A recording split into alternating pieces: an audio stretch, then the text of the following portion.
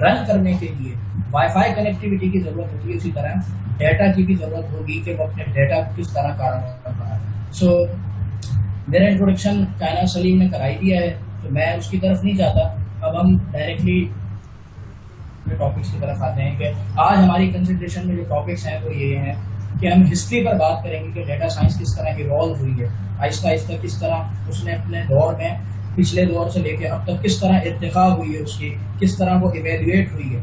इसके आगे जाकर हम बात करेंगे कि डेटा साइंस क्या है, एस्पिरेशन क्या है डेटा साइंटिस्ट बनने की, कि हम डेटा साइंटिस्ट क्यों बने, क्यों कर हम बने, और हम किन शोबों से ताल्लुक़ रखते हैं, तो हम डेटा साइंस में किस तरह एंटर हो सकते हैं। डेटा साइंस की लाइफ साइकिल क्या है, कि अगर डेटा साइंस का कोई प्रोजेक्ट हो रहा है तो उसके स्टेप्स क्या क्या हैं, उसमें स्टेप्स कौन कौन से इन्वॉल्व हैं, एप्लीकेशंस क्या है डेटा साइंस की, बिजनेस में क्या एप्लीकेशन हैं, इकोनॉमिक्स में क्या एप्लीकेशन हैं, और इंजीनियरिंग में इवन डेटा साइंस की क्या एप्लीकेशन है। फिर हम बात कर लेंगे डेटा साइंस के कुछ रोल्स यानी कुछ कैरेक्टर्स जो डेटा साइंटिस्ट के अलावा भी होते हैं, उस पर हम बात कर लेंगे, जो अपना अपना रोल प्ले कर रहे हैं एक डेटा साइंस के प्रोजेक्ट की अकम्प्लिशमेंट के अंदर।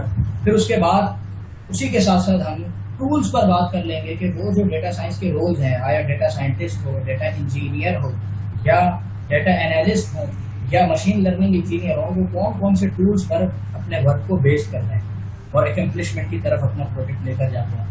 फिर क्लैरिफिकेशन करनी है कुछ मिथ्स की, जो डेटा साइंस के हवाले से कुछ मिथ्स आ गए हैं उनको क्लियरिफिकेशन करनी है, उनको स्टेट करना है, उनको एड्रेस करना है कि ये मिथ्स किस तरह हम क्लियर करें। ये बहुत कंफ्यूजन है, यानी जब भी डेटा साइंस की बात आ रही है तो आर्टिफिशियल इंटेलिजेंस की भी बात आ जाती है, फौरन एमएल की भी बात यानी मशीन लर्निंग की भी बात आ जाती है, डीप लर्निंग की भी बात आ जाती है। तो ये किस तरह सेपरेट हैं और कितनी हद तक ये एक दूसरे से इंटरसेक्ट कर रहे हैं, इस पर बात कर लेंगे।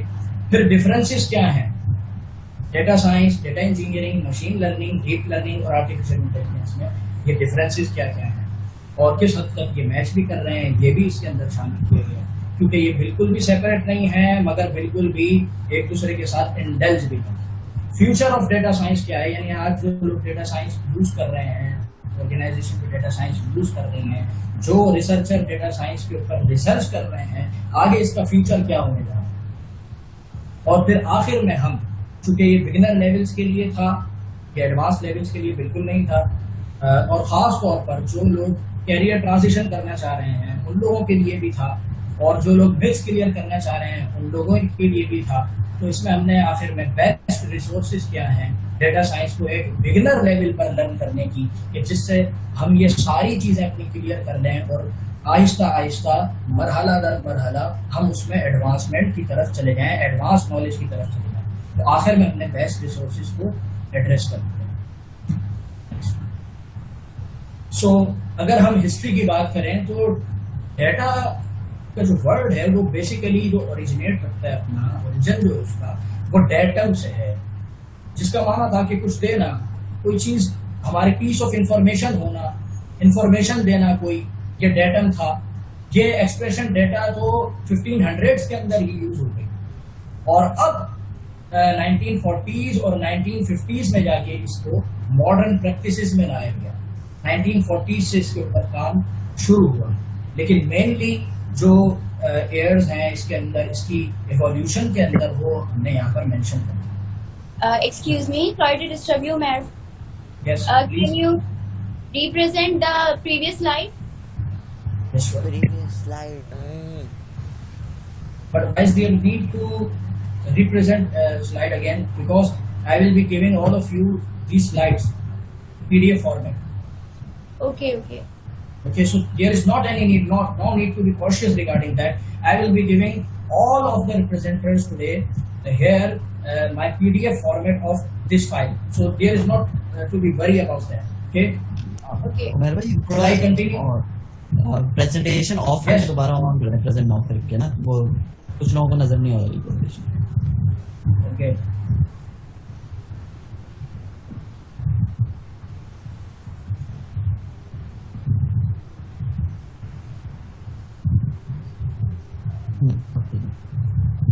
अब ऊपर सकते हैं। Is it visible now? जी अब विजिबल। ओके, सो ये हमने बात कर ली कि टॉपिक्स आज क्या क्या डिस्कस किए जाएंगे और मैंने अभी जैसे कहा, मैं फिर रिपीट कर दूं वरना बार बार डिस्टर्बेंस होगी, कि किसी भी शख्स को स्क्रीनशॉट लेने की कोई जरूरत नहीं है।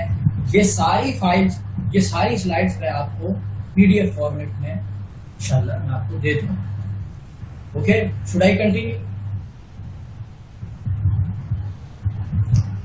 Yes, please. Okay, thanks.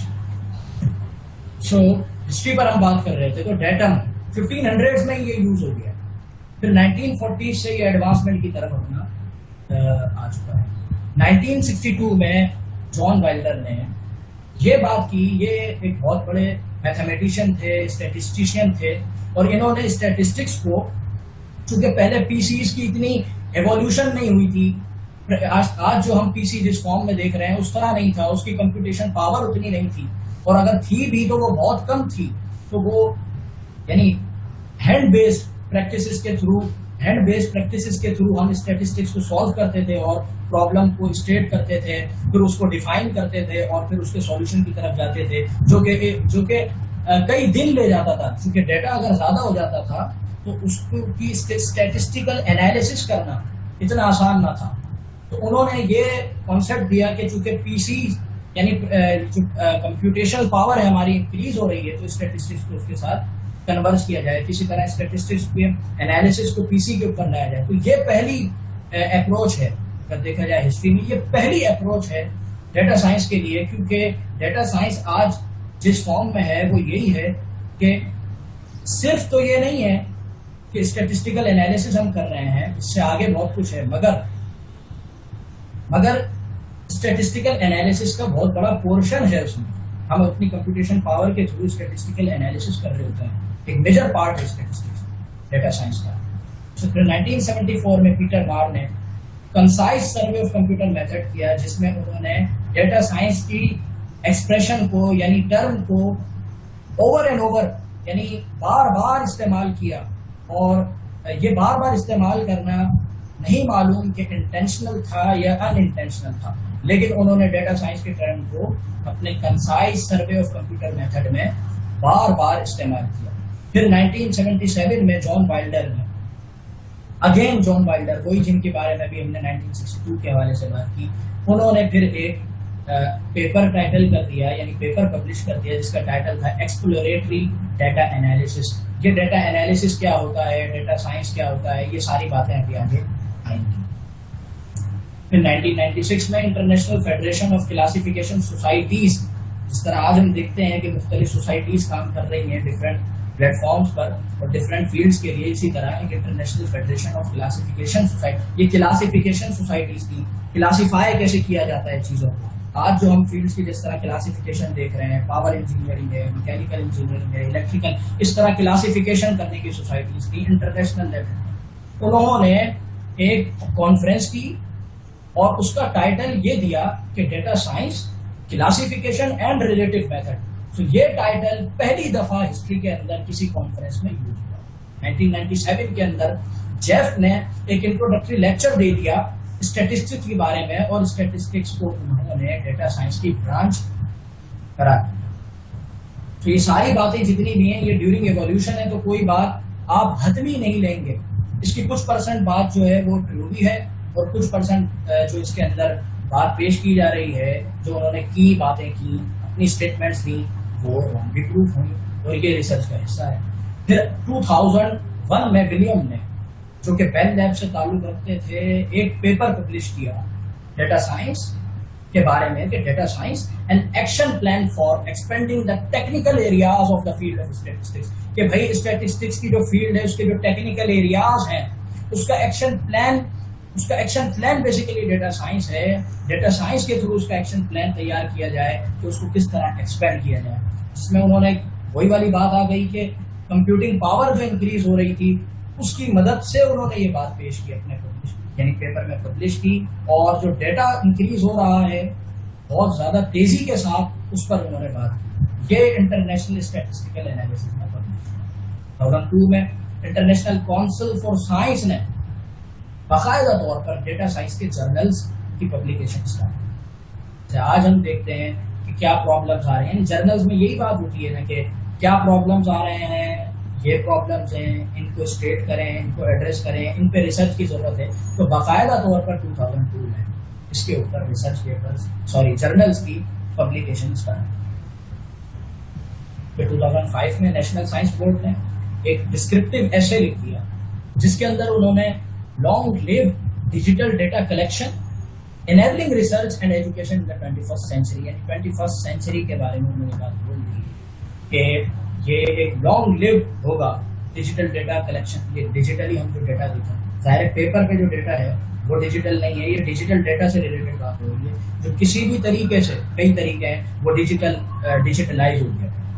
उसके ऊपर उन्होंने बात की कि 21st सेंचुरी के अंदर जो रिसर्च है वो इस तरह इनेबल की जाएगी, एजुकेशन इस तरह इनेबल की जाएगी कि डेटा, डिजिटल डेटा पर बात हो रही होगी, जिसमें उन्होंने role of a data scientist पर बात की कि डेटा साइंटिस्ट का रोल क्या होगा और वर्क ऑफ डेटा साइंस यानी डेटा साइंस का वर्क किस तरीके से हो रहा होगा, उसकी लाइफ साइकिल हो गई, उसके कई स्टेप्स हो गए और बहुत सारी बातें उसकी डिटेल में हमने बात की। 2009 के अंदर बाकायदा तौर पर जो डेटा साइंस के डोमेन में काम कर रहे हैं उनको डेटा साइंटिस्ट का टाइटल दे दिया गया और इसके अंदर जो सबसे बड़ा किरदार है वो जेफ हैमरबाcher एंड डीजे पटेल और फेसबुक एंड लिंक्डइन का है। उन्होंने ये बात एक्नॉलेज कर ली कि ये जो टर्म है, ये जो एक्सप्रेशन है डेटा साइंटिस्ट, ये कितनी ज्यादा ट्रेंडी हो गई है।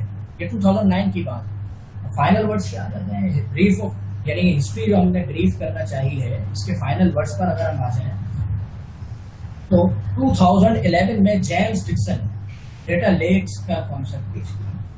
ये डेटा लेक क्या होता है, डेटा वेयर हाउस क्या होता है, ये आहिस्ता आहिस्ता आपको इसमें इंट्रोडक्टरी सेशन में समझ में आ जाएगा। इस पर आगे स्लाइड्स में सो बी पेशेंट्स और हम इंशाल्लाह ये सारी चीजें कवर कर लेंगे कि उनके कॉन्सेप्ट के नजदीक ये बात थी कि data warehouse pre categorise करता है, कैटेगराइजेशन लेता है डेटा की, फिर अपने अंदर दाखिल करता है, जिसके अंदर हम ये समझ लें टाइम भी रिक्वायर्ड होता है और एनर्जी भी बहुत ज्यादा रिक्वायर्ड होता है। जबकि डेटा लेक ऐसा नहीं, उन्होंने एक कॉन्सेप्ट पेश करा कि डेटा लेक, आप डेटा लेक बना दें, उसके अंदर प्री कैटेगराइज ना करें, विदाउट कैटेगराइजेशन डेटा को उसमें शामिल करें, यानी एक ज्यादा अमाउंट में फिर डेटा आ सके। और इस चीज को जिस तरीके से किया जाता है, तो वो टेक्निकल टर्म्स आ रही हैं यहाँ पर, अगर मैं कर्सर साहब को मूव करके दिखा सकूँ, ये जो लिखा है नॉन रिलेशनल डेटाबेस यानी NoSQL या NoSQL भी कहते हैं इसको, ये बगैर कैटेगराइजेशन के थ्रू जो डेटा लाना होता है ये इसके थ्रू। और फिर फाइनली IBM ने 2012 में ये बात की कि हम लास्ट 2 ईयर्स में यानी 2012 में ये बात हो रही है कि पास्ट 2 ईयर्स में हमने 90% डेटा प्रोड्यूस किया है या जनरेट किया। यानी अगर 2012 में ये बात हो रही है और मैंने चेक किया कि ये जनवरी की बात है, तो गोया कि 2011 और 2010 में हमने 90% डेटा जनरेट कर लिया IBM के लिहाज से, तो आप अंदाजा लगा सकते हैं कि अब तो 2020 चल रहा है, कितना डेटा हमने प्रोड्यूस और जनरेट किया हुआ, ये 100 से भी क्रॉस कर रही है। समझ रहे हैं आप मेरी बात, यानी 100 यानी जितना था उतने से भी कई आगे निकल जाना, इतना ज्यादा डेटा हमने जनरेट किया, 100 से भी क्रॉस कर। So what is data science? Data science despite of its buzzwords बहुत सारे चल रहे हैं, आपको इंटरनेट पर बहुत सारा मटेरियल मिलेगा। जो बात ज्यादा मोटगर लगी वो यहाँ पेश की कि इसके अंदर जो जैक वांडर पिलास हैं, जिन्होंने एक बुक लिखी है पाइथन डेटा साइंस हैंडबुक, जिसको हम ये कहते हैं कि आम जबान में कि बाइबल समझी जा रही है पाइथन डेटा साइंस की। तो जैक वांडर पिलास ने इसके अंदर ये डेफिनेशन पेश की कि आप इसको इस तरह ना लें, आप इसको डेटा साइंस को एक अलग से फील्ड ना लें, आप डेटा साइंस को सेट ऑफ स्किल्स ले लें कि ये तो एक मजमुआ है स्किल्स का जो सीख कर हम किसी भी फील्ड पर अप्लाई कर सकते हैं with in your current area of expertise. Set of skills and with in your current area of expertise, वो सेट ऑफ स्किल्स लेकर ये कहा जा रहा है ना कि कंप्यूटर साइंस का बैकग्राउंड होना बहुत जरूरी है, सॉफ्टवेयर इंजीनियरिंग का बैकग्राउंड होना बहुत जरूरी है। जरूरी नहीं है, मगर ये जरूर है कि कंप्यूटर साइंस और सॉफ्टवेयर इंजीनियरिंग वालों को इसमें ट्रांजिशन करने में काफी आसानी हो रही है, क्योंकि कॉन्सेप्ट वो सारे मैच करते हैं। लेकिन इसका मतलब ये हरगिज नहीं है कि डेटा साइंस की एप्लीकेशन सिर्फ कंप्यूटर साइंस और सॉफ्टवेयर इंजीनियरिंग के प्लेटफॉर्म पर होती है। नहीं, ऐसा नहीं है, उसके थ्रू होती है, मगर ये बहुत सारी फील्ड्स पर अब एप्लीकेबल है और आगे ये कई सारी फील्ड्स पर मजीद एप्लीकेबल होने जा रहा है, जिसकी एक सूरत IoT हम देख रहे हैं, इंटरनेट ऑफ थिंग्स देख रहे हैं। इंटरनेट ऑफ थिंग्स ने वो गैप खत्म किया है ना। अब इलेक्ट्रिकल हो, इलेक्ट्रॉनिक्स हो, कोई भी फील्ड हो, उसके अंदर हम डेटा के थ्रू क्लाउड पे डेटा ले जाकर और जो भी हमारा पर्पज है वो पूरा कर रहे हैं IoT के थ्रू। ये उसकी एक सूरत IoT, इंटरनेट ऑफ थिंग्स। तो करंट एरिया ऑफ एक्सपर्टीज में भी आप रह सकते हैं। अगर आपको इलेक्ट्रिकल में रहना है, आप इलेक्ट्रिकल में रहें, वहां रहते हुए आप ये पहचाने कि मैं किस तरह इलेक्ट्रिकल के अंदर कहाँ डेटा जनरेट हो रहा है।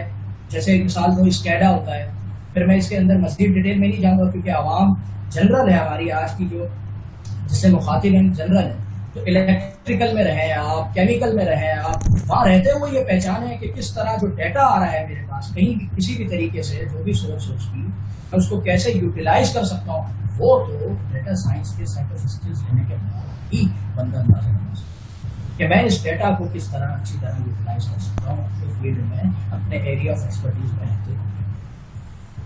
फिर अगर मजीद बात कर लें तो ये डेटा साइंस जो है, ये नाम है इस चीज़ का, ये सेट ऑफ स्किल्स है इस चीज़ की कि हम डेटा में से यूजफुल इंसाइट्स निकाल लें, कि हम उस यूजफुल इंसाइट्स को निकाल कर कोई डिसीजन ले सकें, बिजनेस में हो या ख्वाह किसी भी चीज़ में हो, कॉम्प्लेक्स प्रॉब्लम कोई हो, उसमें हम फिर डिसीजन ले सकें डेटा की बुनियाद पर। उसके अंदर हम एनालिसिस कर कर और फिर प्रिडिक्टिव एनालिटिक्स कर कर हम ये बात तय कर सकें कि आगे हमने किस तरह चलना है, और यूजफुल इंसाइट्स हम निकाल सकें जिस पर हम अपने डिसीजन को बेस करना है।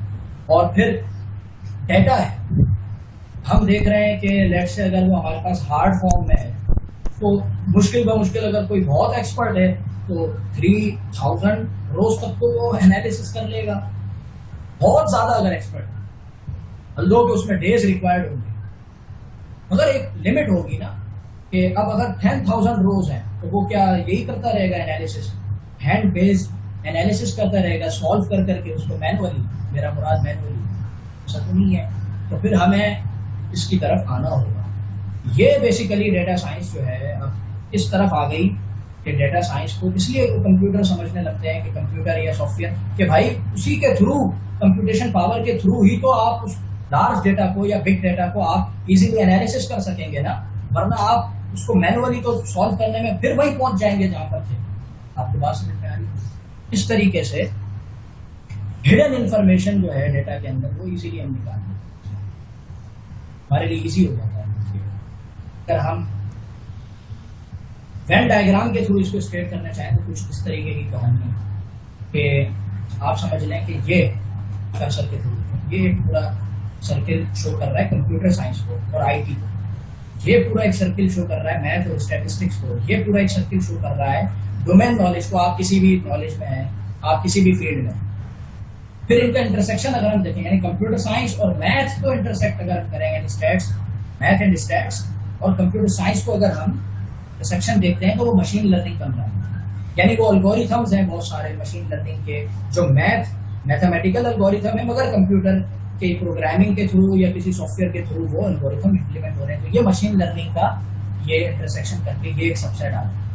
इसी तरह कंप्यूटर साइंस को अगर हम किसी भी डोमेन नॉलेज पर अप्लाई कर रहे हैं तो वो कोई सॉफ्टवेयर डेवलपमेंट होती है। जैसे हम सॉफ्टवेयर बनाते हैं ना, इलेक्ट्रिकल के लिए कोई सॉफ्टवेयर बना रहे हैं तो कंप्यूटर साइंस अप्लाई हो रही है, मगर साथ ही साथ इलेक्ट्रिकल की नॉलेज भी अप्लाई हो रही है, या मैकेनिकल की नॉलेज भी अप्लाई हो रही है, या जो बिजनेस वैल्यूज है, सैप मॉड्यूल्स है हमारे पास, ये सॉफ्टवेयर जो डेवलपमेंट है उसके थ्रू आ जाते हैं।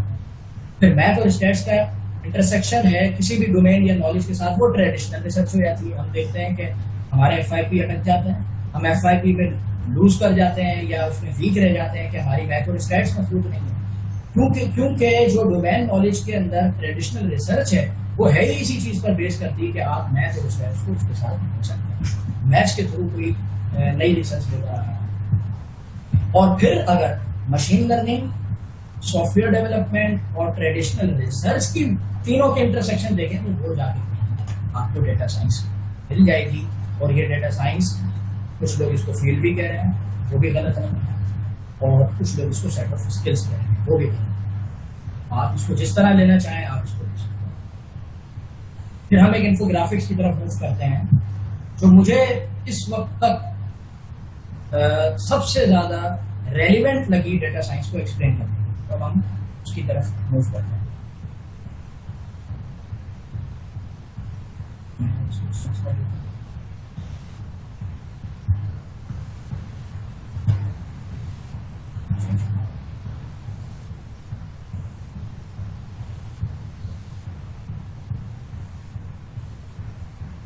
तो मुझे फीडबैक दें काइंडली, ट्रांजिशन हुआ है इसमें, तो आप भी फीडबैक देखें आप लोगों को विजिबल है या नहीं। ये जो 365 डेटा साइंस की तरफ से मैंने ये आपके लिए इन्फोग्राफिक्स बनाया, प्लीज प्रोवाइड फीडबैक।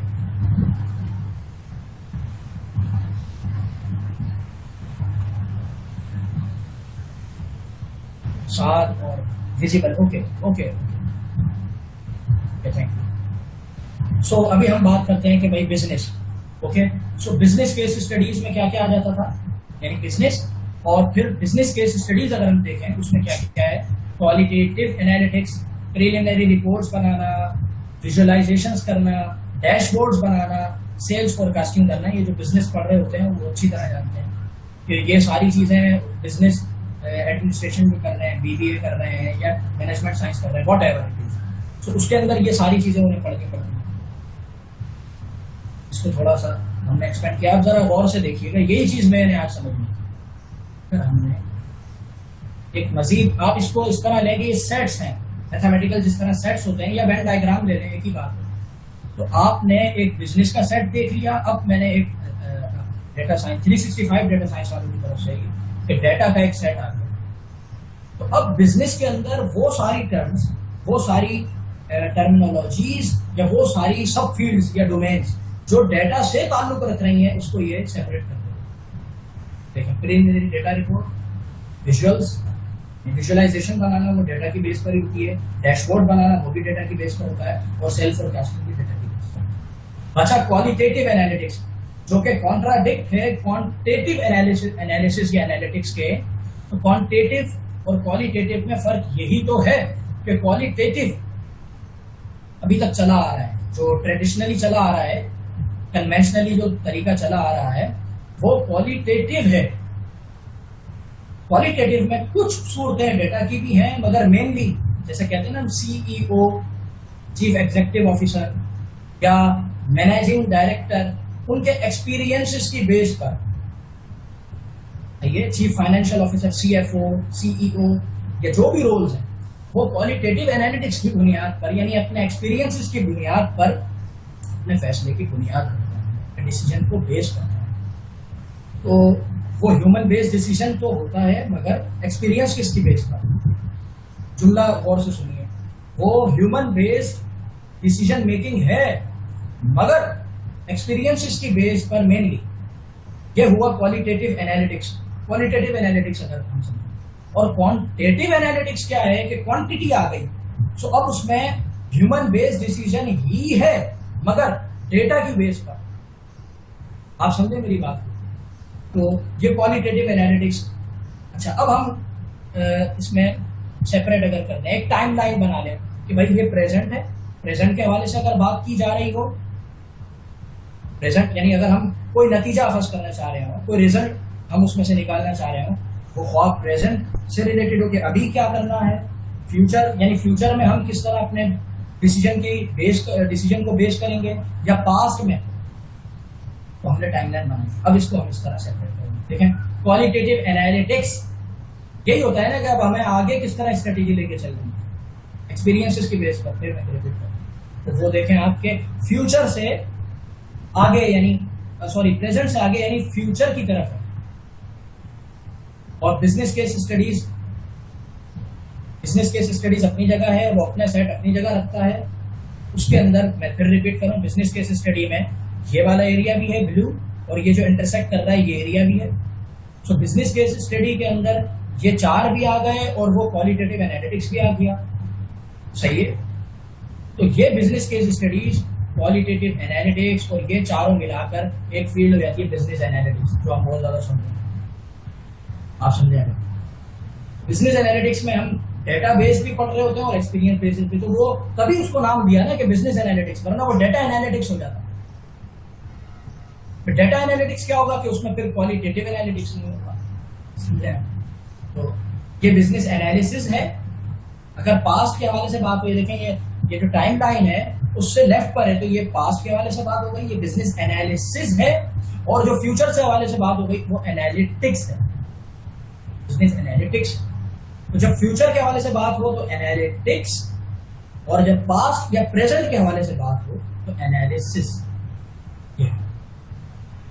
इसको मेनली प्रोफेशनल्स जो है वो फर्क नहीं करते, वैसे तो सब जानते हैं एनालिसिस और एनालिटिक्स, लेकिन मेनली कह देते हैं बिजनेस एनालिटिक्स, यानी उसको भी इसी के अंदर जम कर देते हैं, उसी में उसके अंदर उसको एकोमोडेट कर देते हैं बिजनेस एनालिसिस। एक फील्ड का नाम रख देते हैं बिजनेस एनालिटिक्स। सेल्स फोरकास्टिंग जो यहाँ रखा हुआ था वो भी फ्यूचर से रिलेटेड फोरकास्ट कर रहे हैं। तो अब जरा हम देखें कि पास्ट में अगर जाएं, अब डेटा पे काम हो रहा है, पहले बिजनेस पे हो गया ना, अब डेटा पे हो रहा है, तो अब इसकी सेपरेशन कर रहे हैं भाई, क्या पास्ट है क्या फ्यूचर है। तो अगर पास्ट पे जाएं तो प्रीलिमिनरी डेटा रिपोर्ट बनाना, विजुअलाइजेशंस बनाना, जो भी काम पहले हो चुका है उसकी बुनियाद पर डैशबोर्ड्स बनाना, ये पास्ट हो गया। डेटा एनालिसिस हो गया, या ये प्रेजेंट से रिलेटेड भी हो सकता। और मगर फ्यूचर के लिए बिजनेस वाले अच्छी तरह जानते हैं, सेल्स फोरकास्टिंग होती है, आप भी जानते हैं इंजीनियरिंग वाले, कोई ऐसा मसला नहीं है। सेल्स जो हो रही है बस उसको फोरकास्ट करना है, जैसे वेदर फोरकास्ट होता है, सेल्स फोरकास्ट कर दिया, ये फ्यूचर से रिलेटेड है। अगर on the basis of data sales forecast की जाती है तो डेटा के उसमें भी आ रहा है,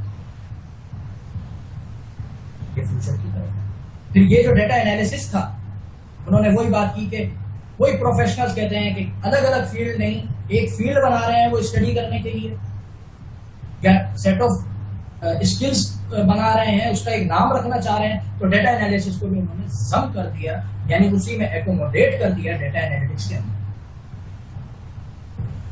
यहां तक बात हो गई बिजनेस एनालिटिक्स और डेटा एनालिटिक्स, बहुत क्लियर हुई होंगी चीजें कुछ तक। फिर डेटा साइंस क्या है? डेटा साइंस डेटा एनालिटिक्स का 365 डेटा साइंस के जो प्लेटफॉर्म है इसके मुताबिक सबसेट हो गया डेटा एनालिटिक्स का। यानी इसका मतलब ये हुआ कि डेटा साइंस में जो कुछ है वो डेटा एनालिटिक्स में भी है, मगर हर वो चीज जो डेटा एनालिटिक्स में जरूरी नहीं डेटा साइंस में। इसका मतलब डेटा एनालिटिक्स में कुछ ना कुछ तो होगा जो डेटा साइंस से टच नहीं हो रहा होगा, तो वो भी हम देख लेंगे। और डेटा साइंस में भी इसी तरह अगर हम देखें ना, ये देखें यहां पर सेपरेशन है, यानी बिजनेस एनालिटिक्स में कुछ चीजें नहीं होंगी लेकिन डेटा साइंस में होंगी, क्योंकि डेटा साइंस उससे भी बियॉन्ड जाकर बात करता है। डेटा एनालिटिक्स में कुछ चीजें होंगी जो डेटा साइंस में नहीं होंगी, वो क्योंकि डेटा एनालिटिक्स डेटा साइंस से भी बियॉन्ड जाकर बात करता है। तो कुछ चीजें ऐसी होंगी जो डेटा साइंस में है, बिजनेस एनालिटिक्स में नहीं। कुछ चीजें ऐसी होंगी जो डेटा एनालिटिक्स में है, डेटा साइंस में नहीं है, और बिजनेस एनालिटिक्स में नहीं है। तो डेटा साइंस में अगर हम देखें कि डेटा साइंस की जो नॉलेज है, की जो सेट ऑफ स्किल्स है, अगर वो बिजनेस पर अप्लाई नहीं हो रही तो इससे आगे क्या आप समझ लें कि इंजीनियरिंग पर लेट्स अप्लाई हो रही है। वही एक एग्जाम्पल दिए, ऑप्टिमाइजेशन ऑफ ड्रिलिंग ऑपरेशंस, जो ऑयल एंड गैस सेक्टर के अंदर ड्रिलिंग ऑपरेशंस हो रहे होते हैं, उसकी ऑप्टिमाइजेशन के लिए, यानी ये गोया कि इंजीनियरिंग पर आपने अप्लाई करिए डेटा साइंस, तो आप ऑप्टिमाइजेशन ऑफ ड्रिलिंग ऑपरेशंस में चलिए। Are you getting my point? तो ये हो गया ऑप्टिमाइजेशन ऑफ ड्रिलिंग ऑपरेशन, जो कि बिजनेस एनालिटिक्स में नहीं है लेकिन डेटा साइंस में। अच्छा, ये कुछ एग्जांपल्स दी जा रही हैं, इसका मतलब ये नहीं कि आप ये यही समझ लें कि सिर्फ यहाँ तक है बातचीत, नहीं, ऐसा नहीं। ऑप्टिमाइजेशन ऑफ ड्रिलिंग ऑपरेशन के अलावा बहुत सारे हमारे पास केसेस हैं जो डेटा साइंस के हैं, बिजनेस एनालिटिक्स के नहीं होते। ये एक एग्जांपल दी जा रही है, डायरेक्ट इन्फोग्राफिक में सारी एग्जांपल्स तो नहीं दे सकते, तो अनलिमिटेड होंगी, क्लियर करना। तो डेटा एनालिटिक्स में फिर कुछ ऐसा होगा जो डेटा साइंस में नहीं है, बिजनेस एनालिटिक्स में नहीं है, लेकिन सिर्फ महज डेटा एनालिटिक्स में। तो कहा डिजिटल सिग्नल प्रोसेसिंग, इलेक्ट्रिकल और इलेक्ट्रॉनिक्स वाले या कंप्यूटर साइंस वाले तो जानते हैं डिजिटल सिग्नल प्रोसेसिंग में क्या होता है। एनालॉग सिग्नल है, उसको डिजिटल यानी एडीसी के थ्रू उसको डिजिट्स में लाया जाता है, एनालॉग से डिजिटल कन्वर्ट हो जाता है, और फिर वो बहुत बाद में जाके जो भी आप उससे काम लेना है वो लेकर फिर DAC यानी डिजिटल टू एनालॉग पे आ जाता है। बहरहाल वो हमारा टॉपिक है। बताने का मकसद ये है कि डेटा एनालिटिक्स थोड़ा उससे भी बियॉन्ड हो गया, डेटा साइंस। फिर बिल्कुल जो प्रेजेंट है ना, प्रेजेंट पे जो आप बात कर रहे हैं, पास्ट पे नहीं कर, लेकिन प्रेजेंट से जो बिल्कुल स्टिक हुआ है और मजीद सबसेट अगर ये बनाए तो बिजनेस इंटेलिजेंस, ये भी बहुत ज्यादा वर्ड वो डेटा साइंस की बात आती है, वो बिजनेस इंटेलिजेंस भी वो डेटा साइंस का और बिजनेस एनालिटिक्स का भयक वक्त, यानी एक ही वक्त वो दोनों का इंटरसेक्शन ऐसा है कि अब देखते हैं कैसा कि उसमें ये भी आ जाता है, रिपोर्टिंग विद विजुअल्स भी आ जाता है और क्रिएटिंग डैशबोर्ड्स भी आ जाता है। लेकिन प्रीलिमिनरी डेटा रिपोर्ट जो है वो बिजनेस इंटेलिजेंस का हिस्सा नहीं है। तो बिजनेस इंटेलिजेंस मजीद एक स्किल या सेट ऑफ स्किल या फील्ड बन गई जिसमें reporting with visuals and creating dashboard business analytics से आ गया, और यहाँ से डेटा साइंस या डेटा एनालिटिक्स से आ गया, और वो बिजनेस इंटेलिजेंस के लिए महसूस हो। फिर मशीन लर्निंग पे आ जाता है। ये तो बहुत ज्यादा सबने ही सुना होगा मशीन लर्निंग। तो मशीन लर्निंग आप देखें, गौर करें कि मशीन लर्निंग आने से पहले इसका जो इफेक्ट है, देखें ये सबसेट डेटा एनालिटिक्स के साथ भी बना रहा है, कर्सर पे गौर करें, और डेटा साइंस के साथ भी बना रहा है, और बिजनेस इंटेलिजेंस के साथ भी बना रहा है, तीनों के साथ बना रहा है। और फिर AI आ गया, आर्टिफिशियल इंटेलिजेंस। वो इस तरह है कि आर्टिफिशियल इंटेलिजेंस डेटा साइंस से इस तरह जुड़ रही है कि मशीन लर्निंग सबसेट है आर्टिफिशियल इंटेलिजेंस का। आप समझें बात को, ये देखें ना, यानी मशीन लर्निंग जो है वो सबसेट है आर्टिफिशियल इंटेलिजेंस का। तो ये मशीन लर्निंग डेटा साइंस के साथ इंटरसेक्ट कर रही है, तो AI के साथ भी कर रही है, क्योंकि मशीन लर्निंग सबसेट है AI का। फिर इसमें ये इन्होंने डिफाइन कर दिया कि बिजनेस से रिलेटेड अगर प्रॉब्लम हो और मशीन लर्निंग और यानी डेटा साइंस से भी इंटरसेक्ट कर रही हो, लेकिन इस तरह के मशीन लर्निंग भी इन्वॉल्व हो बिजनेस, मैं फिर रिपीट करूं, बिजनेस एनालिटिक्स में शामिल हो, यानी बिजनेस का प्रॉब्लम हो, डेटा साइंस से भी इंटरसेक्ट करे, मगर इस तरह करे कि मशीन लर्निंग और AI से भी करे। तो कहा क्लाइंट रिटेंशन, तो क्लाइंट है हमारे, वो किस तरह हमारे पास ज्यादा से ज्यादा आ सकते हैं, हमको किस तरह अच्छी सर्विसेज प्रोवाइड कर सकते हैं on the basis of decision based on data science. Fraud prevention यानी फ्रॉड डिटेक्शन जो हो जाती है, उसमें भी यही है कि बहुत ज्यादा रिच डेटा होता है हमारे पास, उसमें फ्रॉडिलेंट का डेटा भी होता है, उसके थ्रू हम उसको कैच कर लेते हैं। तो वो भी machine learning, AI, data science, business analytics, इन सब का मिलकर एक सबसेट बन रहा है। फिर अगर बिजनेस का प्रॉब्लम वो ना हो, सिर्फ डेटा साइंस और मशीन लर्निंग और AI इनका इंटरसेक्ट कर रहा हो, इनसे इंटरसेक्ट कर रहा हो, तो कहा कि स्पीच रिकॉग्निशन और इमेज रिकॉग्निशन। लेकिन इस पर फिर मजीद जब रिसर्च की गई तो कहा गया कि ये सिर्फ डेटा साइंस का नहीं, लेकिन डेटा एनालिटिक्स यानी थोड़ा सा बियॉन्ड भी जाता है डेटा साइंस से। तो इमेज रिकॉग्निशन और स्पीच रिकॉग्निशन को मशीन लर्निंग और AI और डेटा साइंस से सिर्फ इंटरसेक्ट नहीं कहेंगे, डेटा एनालिटिक्स में भी ये अपना पार्ट प्ले करते हैं। तो ये यहाँ आए पहले, फिर मजीद रिसर्च की गई तो इसको बीच में, ताकि उसको हम ये समझ लें कि डेटा साइंस भी है, डेटा एनालिटिक्स भी है, मशीन लर्निंग भी है, AI भी है, इन दो एप्लीकेशंस। ये एग्जांपल्स दो देगी और भी।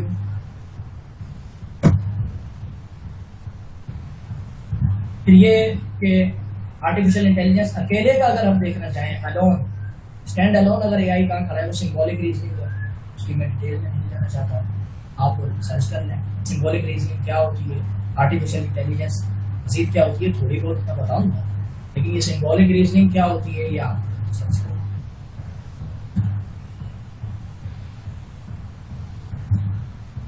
अब ये आ गया आपका एडवांस एनालिटिक्स में टोटल एक सबसे बड़ा सेट बन गया। उस सेट के अंदर ये सारे सेट हैं जिनके अंदर कई इंटरसेक्शंस पाए जा रहे हैं, जो इससे ज़्यादा मुझे आसान और अच्छी तरह से एक्सप्लेन करने वाली कोई इंफोग्राफिक है वो मुझे नहीं मिली।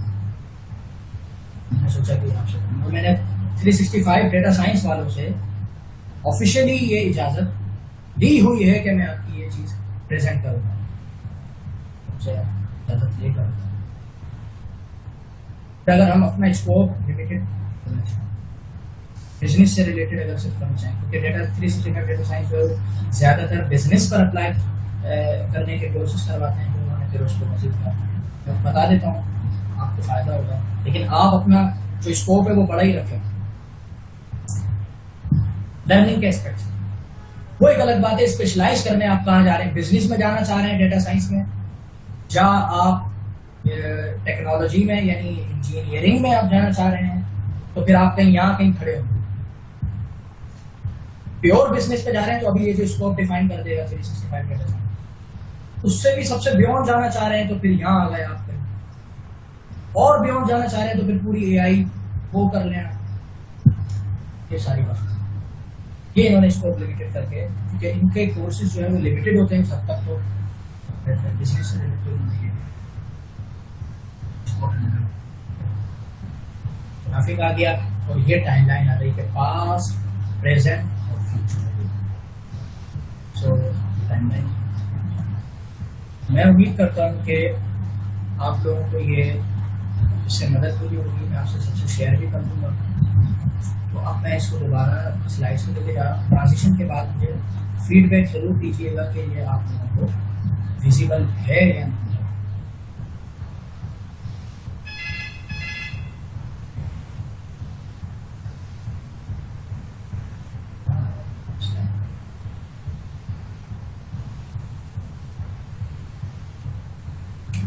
यहाँ से लीव करके गए थे डेटा साइंस क्या है और ग्राफिक क्या है।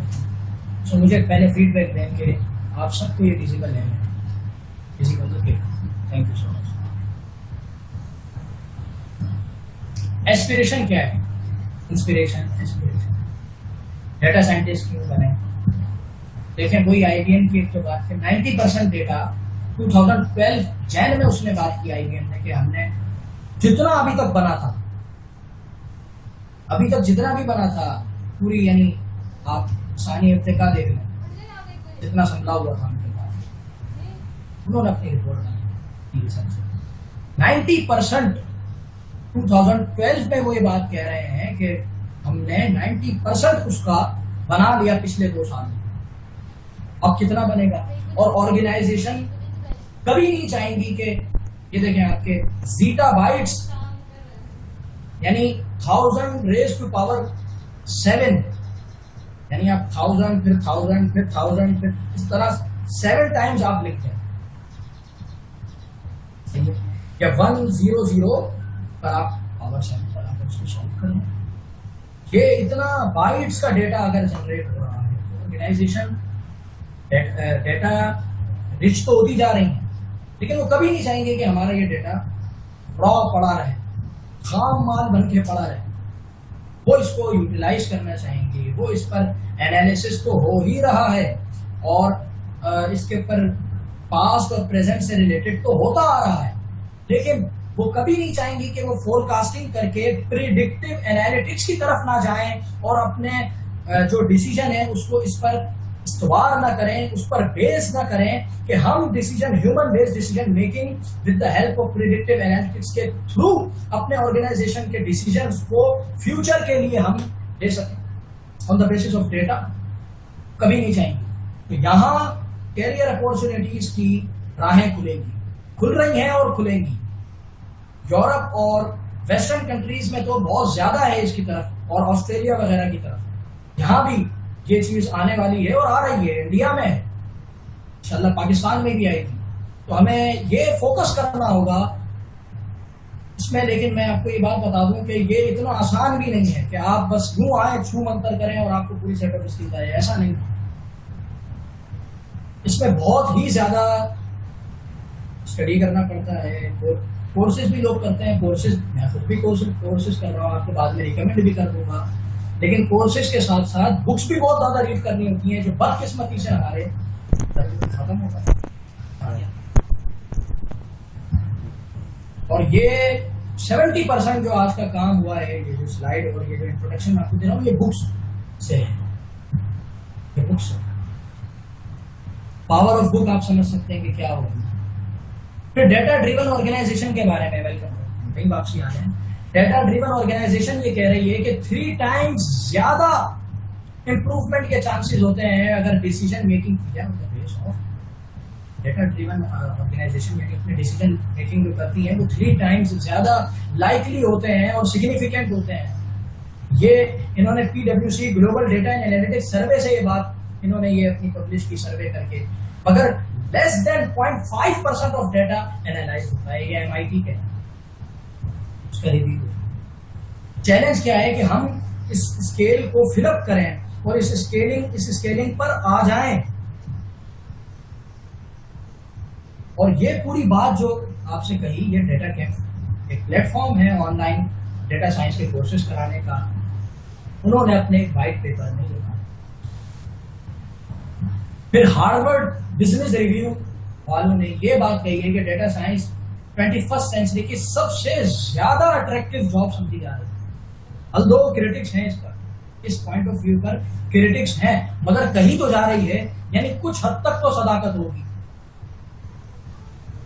फिर जीटा बाइट्स में हम पहुंच जाएंगे आने वाले सालों में। ऑर्गेनाइजेशन कभी नहीं चाहेंगे कि उसको यूज करें विदाउट गेनिंग यूजफुल इंसाइट्स, कि यूजफुल इंसाइट्स निकाले बगैर उसको लॉस होने दें, तो फिर उनका फायदा क्या है इतना डेटा जमा करने का, इतना ज्यादा डेटा अपने पास इकट्ठा कलेक्शन करने का, मैनेज करने का, ये सारी चीजें करने का, तो फायदा क्या है कि अगर वो करके अपने डिसीजंस को बेस नहीं करेंगे डेटा का।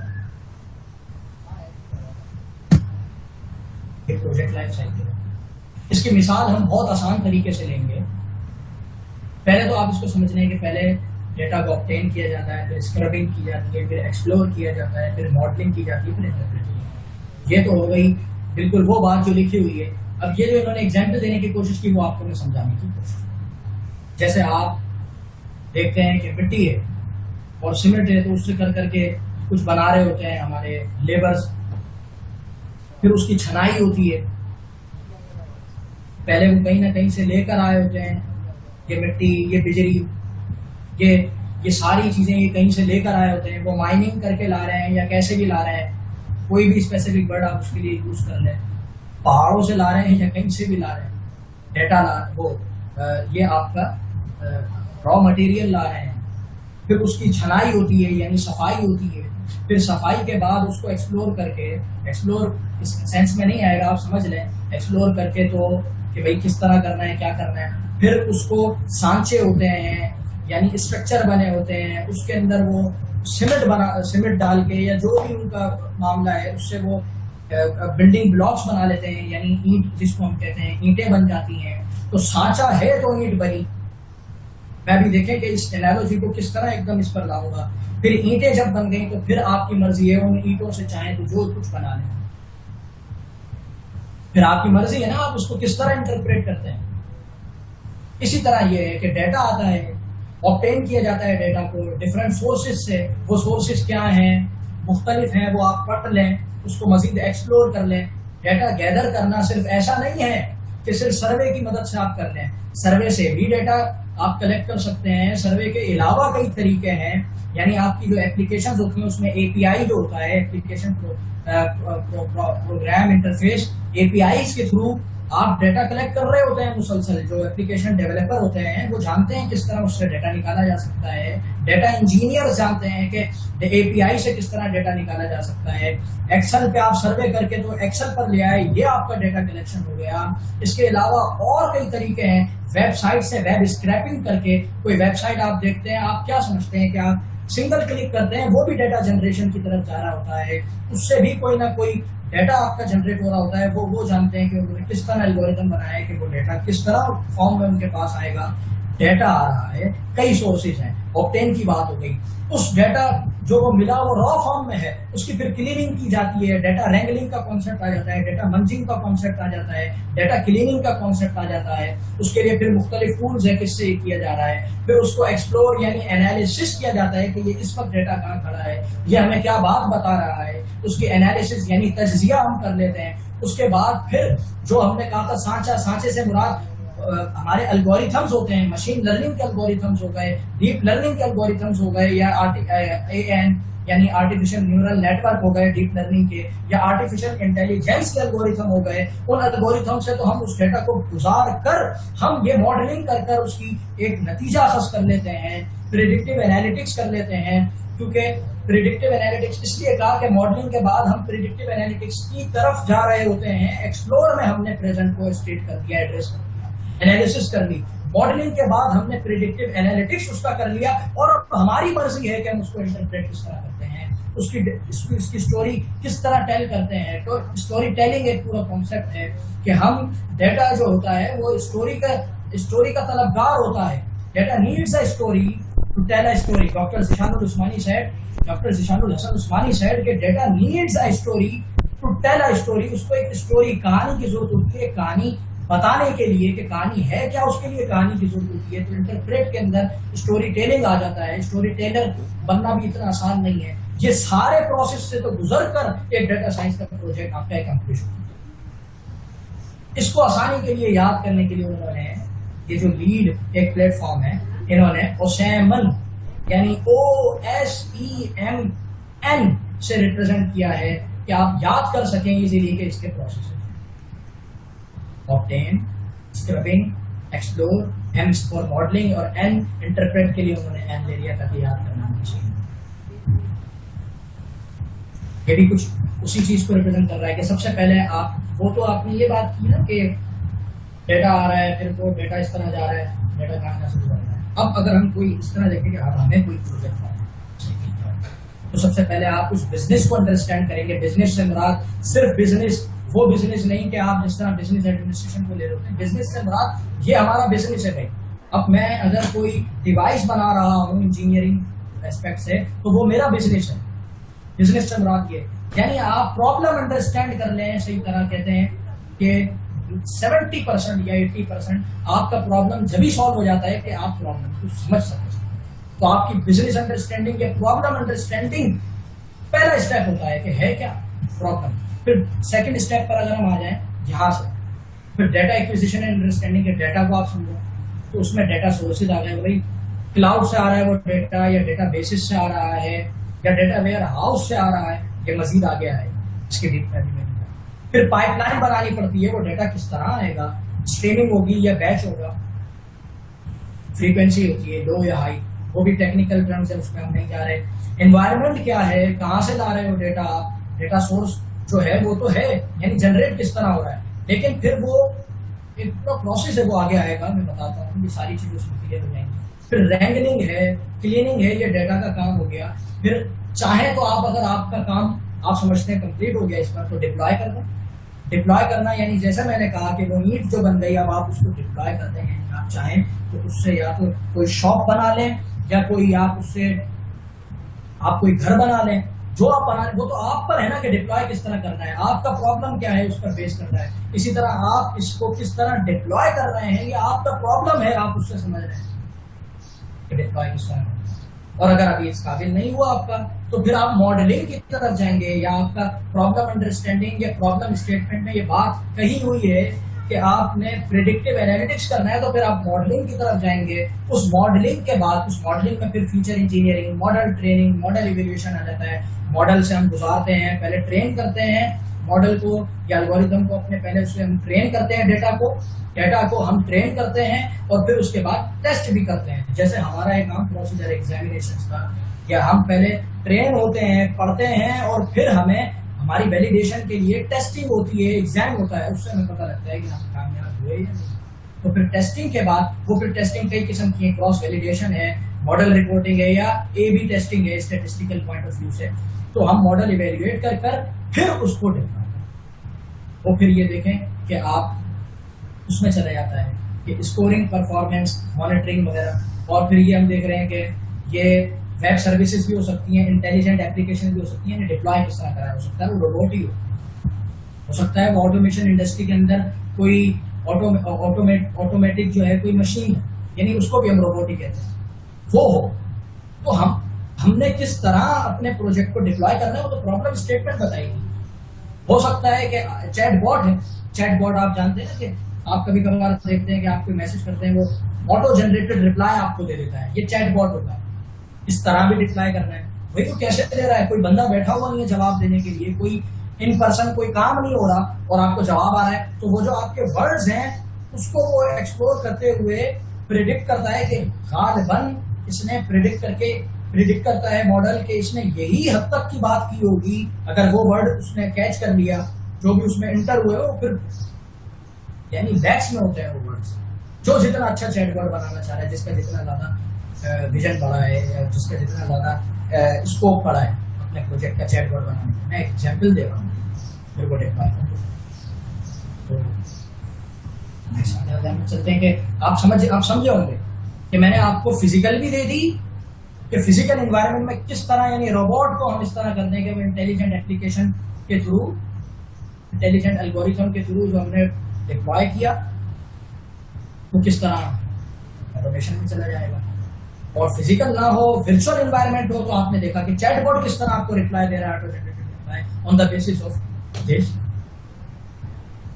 वर्चुअल भी है और फिजिकल भी। ऑटोमेशन यानी ये जाहिर हो गया कि ऑटोमेशन उसमें तो दाखिल हो गई थी ना, थर्ड इंडस्ट्रियल रेवोल्यूशन में ऑटोमेशन हमारी फिजिकल एस्पेक्ट से तो दाखिल हो चुकी थी, लेकिन अब ऑटोमेशन हमारी वर्चुअल एनवायरनमेंट से ही आ रही है। चैटबॉट उसकी एक एग्जांपल आपको इससे आगे आ जाते हैं। Applications, internet search engine, Google पे हम कुछ थोड़ा ही लिखते हैं वो आगे खुद आपको सर्च इंजन जो होता है वो आपको रिकमेंडेशन उस तरह यानी दे रहा होता है कि आप क्या मजीद क्लिक करना चाह रहे हैं। इंटरनेट सर्च इंजन है। स्पीच रिकॉग्निशन आ गई, वॉइस हम रिकॉग्नाइज कर लेते हैं, एक स्पीच रिकॉग्निशन ये है। दूसरा ये है कि हम कहते हैं कि कुछ भी हम बोल रहे होते हैं तो लिखा हुआ आ रहा होता है, ये भी एप्लीकेशन है, हमारे सेलफोन्स में है, स्मार्टफोन्स में। रिकमेंडर सिस्टम है, यूट्यूब पे हमारे रिकमेंडेड वीडियोस आ रही थी, आप देखें कि कोई भी टॉपिक आप ज्यादा देखना शुरू करते हैं उससे रेलिवेंट या उससे मिलते जुलते जो है वो टॉपिक्स रिकमेंडेशन आपके आना शुरू हो जाते हैं यूट्यूब में। ये नेटफ्लिक्स है, ये जहाँ तक मैंने पढ़ा है नेटफ्लिक्स मूवीज का एक प्लेटफॉर्म है, तो मूवीज वो रिकमेंड आपको आपके इंटरेस्ट बेस पर कुछ है तो डेटा एंटर ले लेता होगा आपसे, या हो सकता है कि वो नेटफ्लिक्स आपसे जो आप क्लिक करते हैं उस बेसिस पर, क्योंकि मैंने नेटफ्लिक्स यूज नहीं किया तो मैं आपको कह रहा हूँ, जो यूज करते हैं वो जानते होंगे किस तरह नेटफ्लिक्स आपको रिकमेंड सिस्टम यानी दिख रहा होता है, रिकमेंड होता है किस तरह वो करता है, वो तो जाहिर है कि आपने पूरा पढ़ना पड़ेगा। मैं कह रहा हूँ आप किस तरह उसको देख रहे होते हैं, एक्सपीरियंस कर रहे होते हैं कि किस तरह ही हमें रिकमेंड कर रहे हैं नेटफ्लिक्स वाले मूवीज। अमेजोन में प्रोडक्ट की रिकमेंडेशन आ रही होती है, सेल्फ ड्राइविंग कार्स आ गई, वो सेल्फ ड्राइव है, ड्राइवर की जरूरत नहीं है, तो ऑटोमेशन ये फिजिकल एस्पेक्ट की आ गई। इमेज रिकॉग्निशन आ गई, यानी अटेंडेंस हमारी ऐसे इमेज रिकॉग्निशन से होने लगी है, फेस डिटेक्शन से होने लगी है। फेस डिटेक्शन से सिक्योरिटी थ्रेट्स पे जो आपके फोकल पर्सन है कि ये इंटर ना हो, उनके केसेस उसमें आ जाते हैं, तो वो सिक्योरिटी थ्रेट के लिए इस्तेमाल हो रहा है, बहुत सिक्योरिटी इशूज के लिए इस्तेमाल हो रहा है, फ्रॉड एंड रिस्क डिटेक्शन के लिए। गेमिंग में हम देखते हैं जैसे चेस अगर कोई लोग खेलते हो तो वो देखते हैं कि हम तो अपनी टर्न प्ले कर रहे हैं लेकिन वहां से ऑटोमेटिकली हो रही है, तो क्या है बैठा हुआ कोई है, सही है। रोबोटिक्स है, एयरलाइन रूट प्लानिंग है, तो टाइम थोड़ा शॉर्ट है, हम इसको जल्द से जल्द करने की कोशिश करते हैं। Data science roles and tools क्या क्या है, इसके लिए मैं फिर शिफ्ट करूंगा 365 की उस पर ग्राफिक पर, तो आप शिफ्ट हो जाए मुझे लाजमी तौर पर बता दीजिए।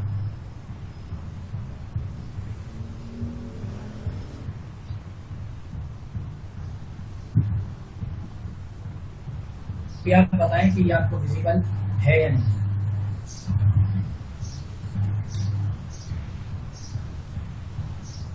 जी,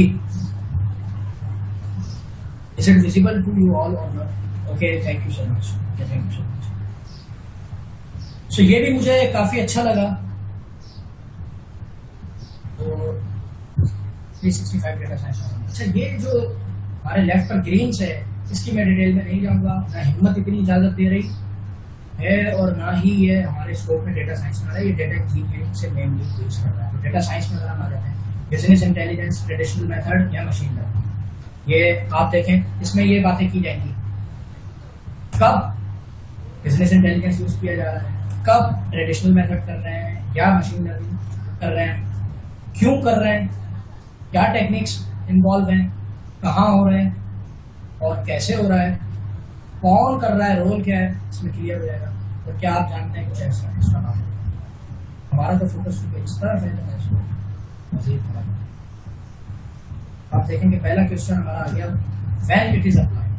तो बिजनेस इंटेलिजेंस जब होता है जब डेटा गैदर हो जाता है और ऑर्गेनाइज हो जाता है, अब आप उसकी बिजनेस इंटेलिजेंस शुरू कर देंगे। है क्या अभी बात भी वही कि बीआई रिपोर्ट्स बनाना, डैशबोर्ड बनाना। डेटा साइंस में ट्रेडिशनल मेथड अगर हम देख लें तो या मशीन लर्निंग देख लें, डेटा साइंस में दोनों होते हैं। ट्रेडिशनल मेथड में हमारे स्टैटिस्टिक्स बहुत ज़्यादा इन्वॉल्व हो जाती है, मशीन लर्निंग में उसके एल्गोरिथम होते हैं, लेकिन डेटा साइंस का हिस्सा है। तो तभी मैंने ये बात कही थी शुरू में कि ये जो स्टेटमेंट है ना कि स्टैटिस्टिक्स को स्टैटिस्टिक्स ब्रांच है डेटा साइंस की सकते हैं, लेकिन ये कहना कि डेटा साइंस ब्रांच है स्टैटिस्टिक्स की, ये सही नहीं है। क्योंकि स्टैटिस्टिक्स बहरहाल बहुत ज्यादा यूज होने के बावजूद भी डेटा साइंस इससे बियॉन्ड जाती है। देखिए आप किस तरह बियॉन्ड जा रही है। मशीन लर्निंग भी उसमें ये भी है, उसमें एआई की भी कुछ इंटरसेक्शन है। मशीन लर्निंग भी पूरी नहीं है, यानी कुछ इंटरसेक्शन है। एआई की कुछ इंटरसेक्शन है, डेटा इंजीनियरिंग की कुछ इंटरसेक्शन है, वो भी अभी हम देखेंगे। तो ये पास्ट से रिलेटेड आ गई बीआई, और ट्रेडिशनल मेथड और मशीन लर्निंग फ्यूचर से रिलेटेड आ गई। तभी आप देखेंगे फ्यूचर में प्रेडिक्टिव एनालिटिक्स कह दिया, तो पास्ट में सिर्फ बीआई। व्हाई यू नीड, क्यों होता है कि use data to create reports and dashboards to gain business insight. हम रिपोर्ट्स और डैशबोर्ड क्रिएट करके बिजनेस से इनसाइट्स निकालना चाह रहे होते हैं कि क्या हो रहा है हमारे बिजनेस में। प्रेडिक्टिव एनालिटिक्स के थ्रू हम फ्यूचर सिनेरियोज की तरफ जा रहे होते हैं कि क्या होने जा रहा है, प्रेडिक्शन कर रहे होते हैं, जैसे वेदर फोरकास्ट हो रहा होता है उसी तरह एडवांस स्टैटिस्टिकल मेथड के थ्रू। लेकिन मशीन लर्निंग में फिर आ जाता है कि वो आर्टिफिशियल इंटेलिजेंस और मशीन लर्निंग। फिर क्या टेक्निक्स इन्वॉल्व है, तो क्या टेक्निक्स में आप आ जाएं कि अगर बीआई की बात करें तो एनालाइज कर रहे होते हैं हम डेटा, एनालाइज कर रहे होते हैं, और इसमें मैट्रिक्स, केपीआईज, ये आप लोगों को पढ़ना पड़ेगा। इसकी मैं डिटेल में नहीं जाना चाह रहा। केपीआईज की परफॉर्मेंस इंडिकेटर्स क्या होते हैं, मैट्रिक्स क्या होते हैं, देखिएगा। इस तरीके से बस आपको दिखाना चाह रहा हूँ किस तरह कुछ चीजें आ रही हैं। ये देख रहे हैं आप, ये डैशबोर्ड है, इस तरीके से ये रिपोर्टिंग हो रही है आपकी, ये डैशबोर्ड है, डैशबोर्ड आ रहे हैं। और यहाँ पर अगर हम प्रेडिक्टिव एनालिटिक्स में आ जाएं, जो डेटा साइंस की ट्रेडिशनल मेथड में आ रहा है, उसमें रिग्रेशन एनालिसिस है, स्टैटिस्टिकल कंसेप्ट है, आप समझते, लॉजिस्टिक रिग्रेशन है, क्लस्टरिंग है, टाइम सीरीज है, जो बिजनेस वाले बहुत ज्यादा करते हैं, टाइम सीरीज एनालिसिस। और अगर ट्रेडिशनल से हटकर आप आर्टिफिशियल इंटेलिजेंस और मशीन लर्निंग पे आ जाएं, तो ये जो है ना सुपरवाइज, जिस तरह regression, logistic regression, clustering, statistics के कुछ आप समझ लें कि टेक्निक्स हैं। इसी तरह सुपरवाइज लर्निंग, अनसुपरवाइज लर्निंग और इन्फोर्समेंट लर्निंग, आपकी ये तीनों आपकी मशीन लर्निंग के क्लासिफिकेशन कैटेगराइज कर दिया उसके एल्गोरिथम्स को।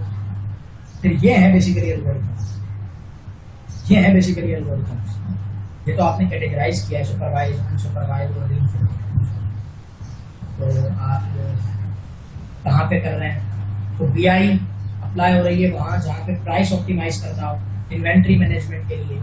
यहाँ पे ट्रेडिशनल में अगर हम आ जाए डेटा साइंस की यूजर एक्सपीरियंस, सेल्स फोरकास्टिंग, उसमें अगर हम आ जाए एमएल में, जैसे हमने कहा था फ्रॉड डिटेक्शन एप्लीकेशन है एमएल मशीन लर्निंग की, क्लाइंट रिटेंशन एप्लीकेशन है मशीन लर्निंग की, वो डैशबोर्ड सॉरी हमने जो इन्फोग्राफिक्स पढ़ा था 365 डेटा साइंस का, उसमें बात की थी आपको।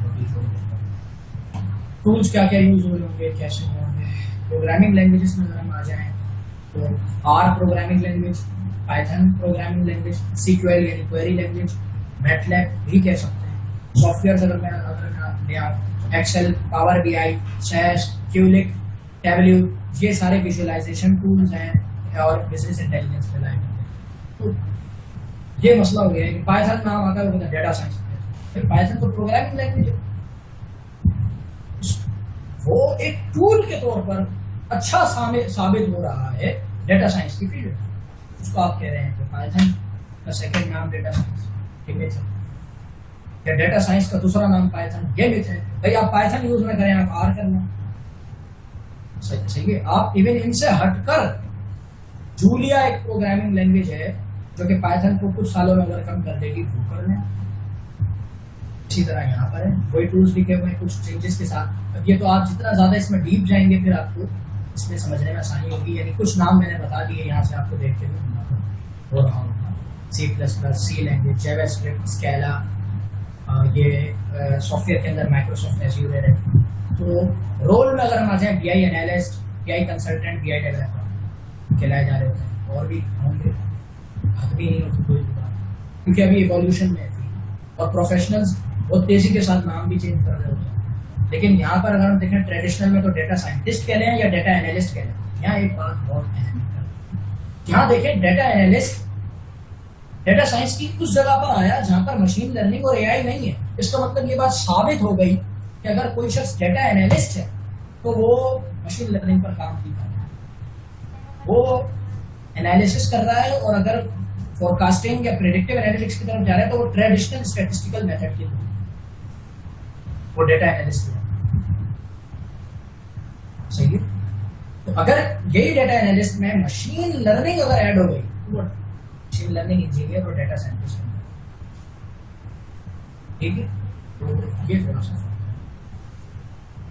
बस ये कि आर यू अवेयर, आप खुद पढ़ें या आपका होम टास्क में। मैं ट्रांजिशन कर रहा हूँ तो आप मुझे बताइए मैंने ट्रांजिशन दोबारा से भूल गया।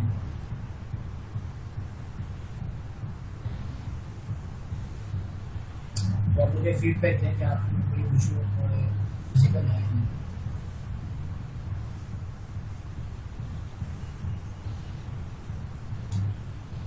Thanks. So myths, data science software engineering का सबसेट नहीं है, कंप्यूटर साइंस का जो है सबसेट नहीं है। हाँ, इंटरसेक्शन जरूर है क्योंकि उनके टूल्स यूज हो रहे हैं। लेकिन आप ये नहीं कह सकते जो सॉफ्टवेयर इंजीनियर है वो बेसिकली डेटा, अगर सबसेट ही होता तो फिर सॉफ्टवेयर इंजीनियर और कंप्यूटर साइंटिस्ट जो बन रहे हैं वो फिर डेटा साइंटिस्ट भी होता।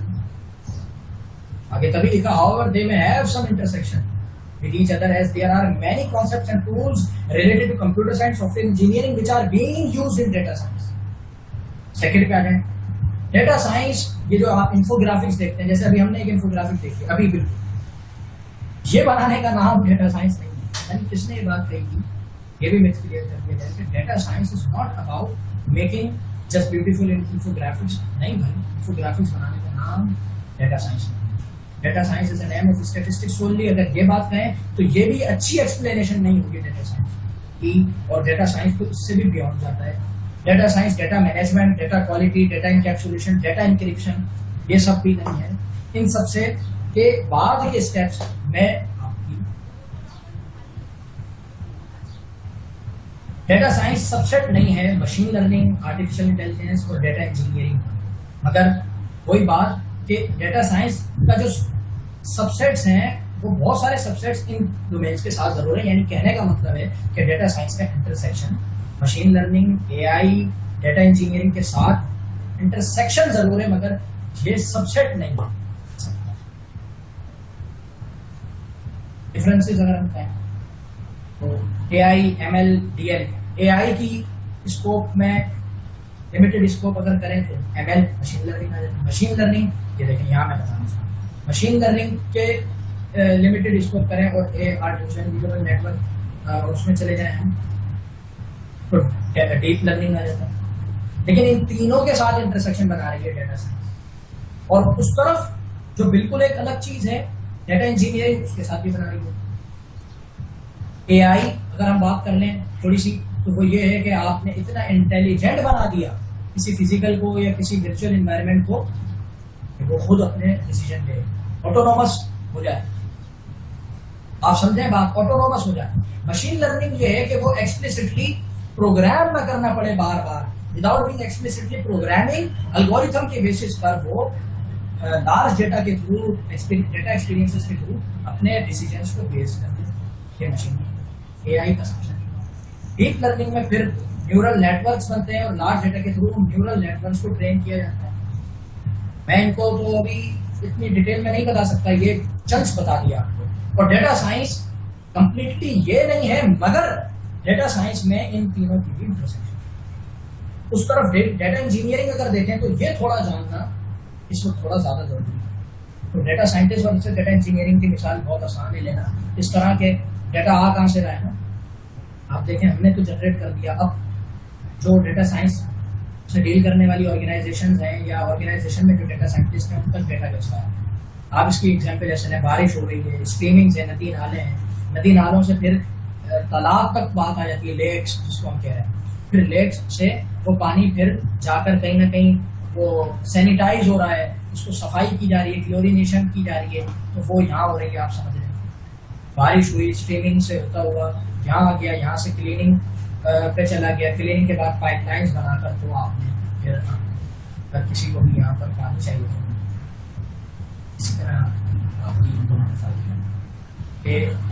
डेटा आया रॉ फॉर्म में, तो डेटा लेक्स में ले आते हैं काफका या कैफका या और बहुत सारे टूल्स हैं, उसके थ्रू डेटा इंजीनियर्स, फिर डेटा इंजीनियर ही ये काम करते हैं कि उस रॉ डेटा को डेटा लेक्स में ले आते हैं और फिर उस डेटा लेक से, जैसे मैंने कहा था डेटा लेक बहुत शुरू में कि वो प्री कैटेगराइज नहीं कर रहा, आने दो बस आने दो, मगर फिर प्री कैटेगराइज कर वो डेटा वेयर हाउस में,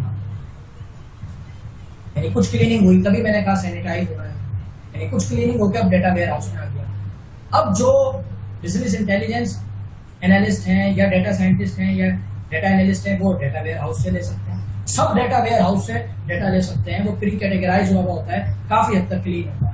लेकिन डेटा साइंटिस्ट यानी मशीन लर्निंग इंजीनियर जो हो रहे हैं, डेटा साइंटिस्ट जो हैं, उनको कभी कभार बहुत ज्यादा डेटा की जरूरत होती है, तो डेटा वेयर हाउस में तो कम हो गया ना आते आते, तो वो क्या करते हैं कि वो डेटा साइंटिस्ट या machine learning engineer directly data lake से भी ले सकते हैं। तो यहाँ हमें मालूम होता है कि डेटा साइंटिस्ट को इस हद तक डेटा इंजीनियरिंग जरूर आनी चाहिए कि जो वो डेटा उठाकर डेटा लेक से ले जाकर डेटा वेयर हाउस में ले जा रहे थे, एक डेटा साइंटिस्ट या मशीन लर्निंग इंजीनियर वहां से डेटा को बनाए डेटा लेक से, इस हद तक डेटा इंजीनियरिंग जरूर आनी चाहिए, पाइपलाइन इतनी हद तक बनाना जरूर आनी चाहिए। लेकिन अगर मेनली बात करो तो फर्क यही है कि डेटा साइंटिस्ट को जो बात की वो सारे काम कर रहा है, डेटा इंजीनियर ETL बहुत ज्यादा कंफ्यूज हो रही है, यानी एक्सट्रैक्ट करना डेटा को, ट्रांसफॉर्म करना और फिर लोड कर देना डेटा वेयर हाउस तक, ये काम mainly data engineer. Future data science का ये है, and R has to be accomplished, एंड हम इसको बस कंपाइल कर रहे हैं और एंड पर बिल्कुल। डेटा साइंस और डेटा एनालिटिक्स का फ्यूचर ये कि डेटा एनालिटिक्स है जो मैंने कहा था डेटा साइंस के स्कोप से थोड़ा और बियॉन्ड जाता है, तो वो इन ट्रेंड्स के अराउंड रिवॉल्व, ये ट्रेंड्स है उसके तरफ अराउंड रिवॉल्व कर रहे हैं, IoT, internet of things, big data और मशीन लर्निंग। इससे हम एक फुली ऑटोनोमस इंटेलिजेंट सिस्टम बनाने जा रहे हैं, यानी खुद मुख्तार होगा वो सिस्टम, खुद अपने डिसीजन लेगा, खुद सारे काम होंगे, और कुछ हद तक तो बन भी चुके हैं। तो हम यहाँ पे अंदाजा लगा सकते हैं कि अगर हम आगे, मैंने इस बात को लिखा है कि इंडस्ट्रियल रेवोल्यूशन 4.0 या 4.0 आ रहा है, जो मेनली इस पर बेस कर रहा है, क्योंकि हमने बात की कि इंटरनेट ऑफ थिंग मेनली कहा जा रहा है, लेकिन उसके ये भी कुछ कंपोनेंट्स होंगे। इंडस्ट्रियल रेवोल्यूशन 4.0 में वो कह रहे हैं ह्यूमंस कहाँ जाएंगे, आर्टिकल्स आ रहे हैं, तो ह्यूमंस तो रिप्लेस नहीं हो सकते मुकम्मल, मगर हाँ ये जरूर है कि एक इतना बड़ा गैप आ जाएगा स्किल सेट का, वो होंगे नहीं लोगों के पास और वो रिक्वायर्ड होंगे हर हाल में। अगर कोई ये कहे कि ये नहीं होगा तो वही वाली बात है कि कहाँ ये ऐसा तस्वीर भी किया जा सकता था आज से 15-20 साल पहले कि हर हाल में वाईफाई कनेक्टिविटी और इलेक्ट्रिसिटी होगी, कोई काम चलेगा। 30 साल पहले, 60-70 साल, 100 साल पहले अगर हम चले जाएं, मैकेनिकल लूम जो थी, मैकेनिकल लूम से काम हो रहा था, मैकेनिकल पावर से काम हो रहा था, वो इलेक्ट्रिकल पर आ गया, फिर ऑटोमेशन पर आ गया। अब अगर ये कहा जा रहा है कि साइबर फिजिकल सिस्टम्स पर कहानी आ रही है, स्मार्ट सिस्टम पर कहानी आ रही है, क्लाउड रोबोटिक्स पर आ रही है, तो ये जिस तरह आर्टिकल अभी आ रहे हैं, बातें हो रही हैं, इलेक्ट्रिकल और ऑटोमेशन से पहले उनके हवाले से ये बातें होती रही, मगर वो होके रहा। तो अगर हम इस डिबेट में पड़ जाएंगे नहीं हो सकता, तो ये एक फजूल बात होगी।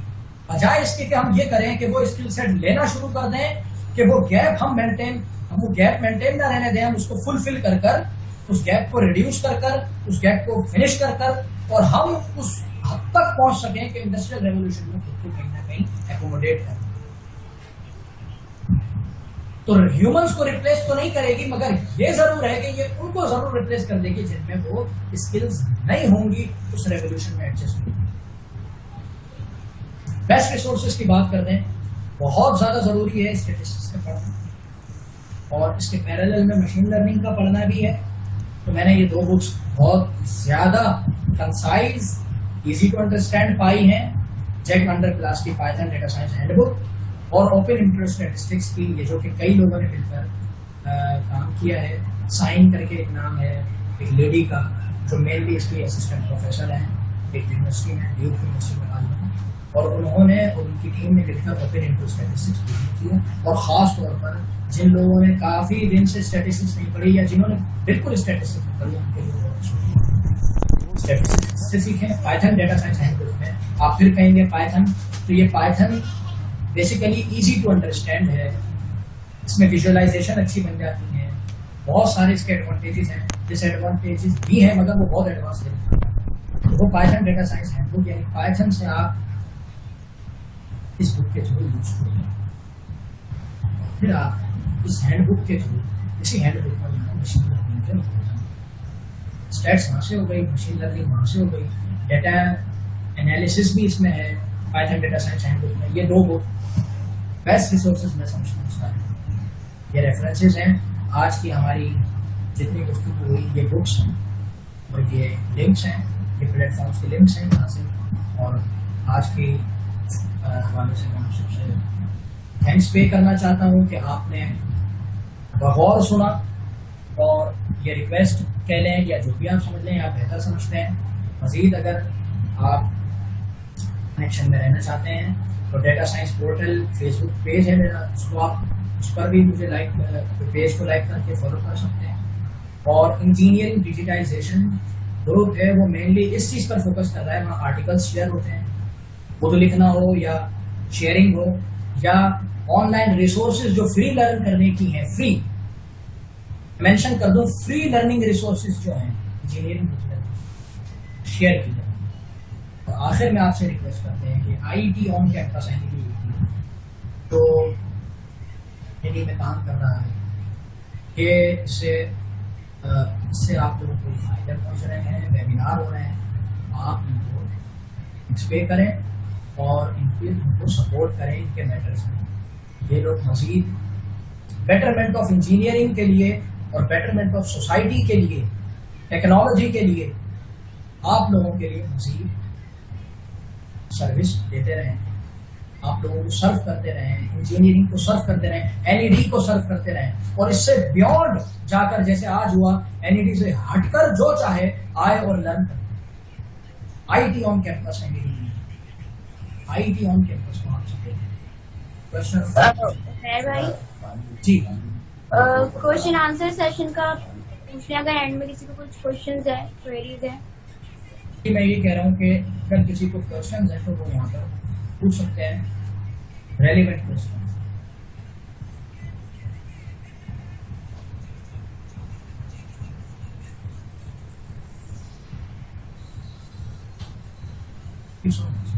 So kind of thank you so much, Aiba. Thank you so much, Aisha. Welcome. You are welcome.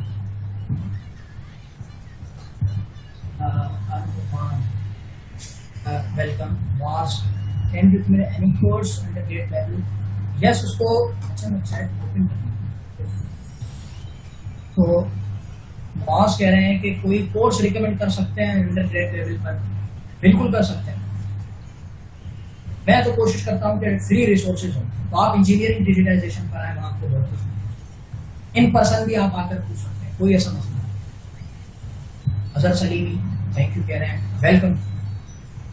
आप थैंक यू की लिस्ट दिखाएंगे, आप ये इसको थैंक यू को रहते हैं, आप क्वेश्चंस करें। वेलकम, बहुत सारे हैं तो मैं सबको वेलकम कह रहा हूँ और सबको मेरे तरफ से दी है। एल्गोरिथम में अगर वो सर्वाइव नहीं करना चाह रहे हैं तो वो फिर ट्रेडिशनल डेटा साइंटिस्ट बन जाए, उमर आ रहे हैं, ट्रेडिशनल जो अभी हमने बात की वो बन जाए, स्टेटिस्टिक्स में अपना स्टॉप करेंगे, मगर वो फिर ज्यादा दिन टिक नहीं पाएगा। एल्गोरिथम बहुत जरूरी है कि बहरहाल काम हो रहा है इसका। तो डेटा एनालिस्ट कहलाएगा। Is it necessary? Usama Farooqui कह रहे हैं, is it necessary for data science to have a strong command on Python and Python? जैसे अभी कहा कि Python पकड़ लें या R ले लें, R प्रोग्रामिंग लैंग्वेज ले लें, मगर वही बात है कि Python में रिसोर्सेज हमारे पास ज्यादा है लर्न करने के। एल्गोरिथम वही का ML से उसका ताल्लुक है, मशीन लर्निंग से। अगर आप मशीन लर्निंग सीखेंगे तो ये बहुत अच्छी बात है, वरना स्टैटिस्टिक्स वही ट्रेडिशनल पर आप आ जाएंगे। उसामा फारूकी आपको जवाब दें। हुमैरा राना कह रही हैं, why you made a career switch and do you recommend it? भाई कैरियर स्विच करना कोई भी इस किस्म का है तो ये पर्सनल क्वेश्चन, मगर मैं आपको आंसर दे देता हूँ कि मेरा कोई इस हवाले से नहीं था कि बस मेरा शुरू से रिसर्च की तरफ ज्यादा माइंड था और मैथ्स में मेरा काफी इंटरेस्ट था। ये दो बातें मुझे इस तरफ लेकर आई कि मैं मैथ्स का बहुत ज्यादा क्यूरोसिटी है, इंटरेस्ट है, और रिसर्च का भी। तो मैंने यही फाइंड आउट किया कि मैथ्स और ट्रेडिशनल रिसर्च जो हमने बात की उसका इंटरसेक्शन डेटा साइंस के थ्रू मेजरली है। तो ये आपको जवाब दिया है हुमैरा राना, इसलिए कैरियर स्विच करा है। और मैंने ये सोचा हुआ है कि मेनली बिजनेस की तरफ डेटा साइंस को अप्लाई करना चाह रहा हूं मैं आगे, मगर इलेक्ट्रिकल चूंकि मैंने पढ़ी हुई है उसमें भी कहीं ना कहीं हद तक डेटा साइंस को अप्लाई करके कोई ना कोई जा सकता है। Syed sahab, can we get this presentation? I missed it in the beginning. जी आप बिल्कुल ये प्रेजेंटेशन जो लोग इसमें रजिस्टर्ड थे उन सबको मेल करेंगे, या ये आईटी ऑन कैंपस की टीम है बहुत अच्छी सी, ये इस पर देख लेगी किस तरह करना है। कायनात जमान कह रही है, yes we will share slide. Thank you for answering that.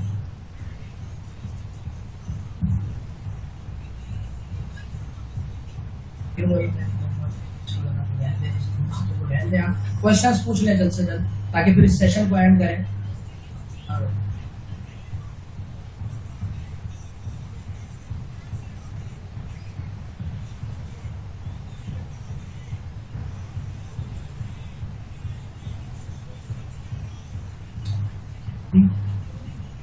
Mohammad Ali कह रहे हैं, after machine learning we should start learning statistics first. देखिए पैरेलल टाइम पर भी डिपेंड कर रहा है, कुछ चीजें टेक्निकली रिलेट नहीं करनी, तो कुछ चीजें टाइम पे डिपेंड कर रही हैं। आपके पास टाइम है पैरेलली आप लेके चलें दोनों चीजें, मगर ये बेहतर है कि आप पहले स्टैट्स लर्न कर लें फिर आप एमएल की तरफ आए, क्योंकि एमएल के एल्गोरिथम अप्लाई करना अलग चीज है और उनको समझ लेना कि वो एल्गोरिथम है कैसे, अंदर से स्ट्रक्चर क्या है, वो भी अलग चीज है। तो अप्लाइड डेटा साइंस और अप्लाइड मशीन लर्निंग सिर्फ अप्लाई करने से भैया एल्गोरिथम इसको यूज करो, जैसे टेक्नीशियन होते हैं ये टूल है इसको मैं यूज कर सकता हूँ तो मेरा ये काम हो जाएगा। लेकिन इंजीनियर इससे बियॉन्ड जाकर कहता है ये टूल कैसे बना है, ये है ना, तो फर्क है। तो स्टैट्स पहले करने बेहतर है, स्टैट्स पहले करने तो बेहतर। जी जल्दी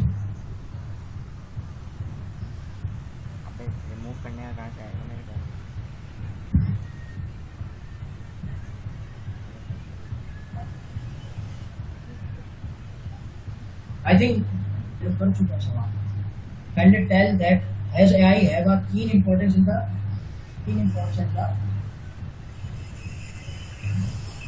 field of data science.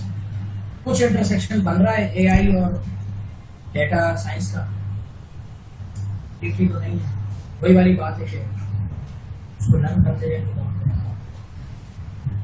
ये मैं समझता हूँ कि आपको जब हम स्टडी करने स्टार्ट करेंगे तो कुछ चीज़ों को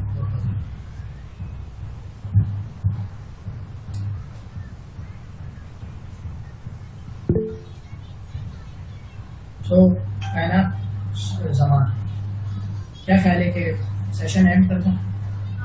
Yes, we should end the session now. Thank you so much. Thank you so much everyone, and thank you for clarity.